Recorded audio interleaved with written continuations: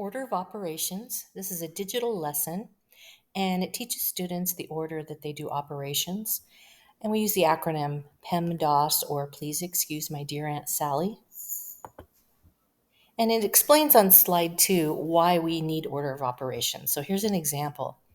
If we added first, we would get 10 times 3 is 30.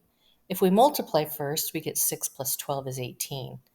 So we all need to be doing math problems exactly the same way so that we all get the same answer.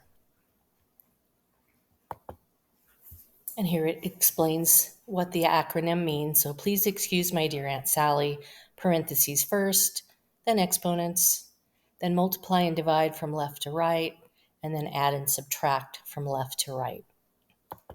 So students are going to be starting on slide 4. They're going to put these operations in the correct order. 1, 2, 3, and 4. So the first one will be parentheses. They just click and hold on the edge, and then they can move that next to number 1. Exponents would be next. Multiply and divide, and then add and subtract.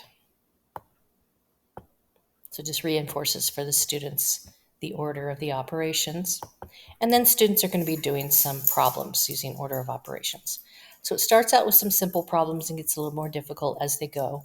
So here then they're going to do what's in parentheses first. Then they move on to some problems with exponents. So we want to do parentheses before exponents. And then they get a little bit more difficult, so there's a few more slides. Students are following order of operations in order to solve, and they just type in the answer in the white box. Now, when they get down to the last slide, which is slide 12, we have what we call a logic picture puzzle. So all of these animals or pictures represent a number. So that if it's the same picture, it will represent the same number. So for example, we have 3 identical numbers that add up to 21. Well, that means the bear has to equal 7.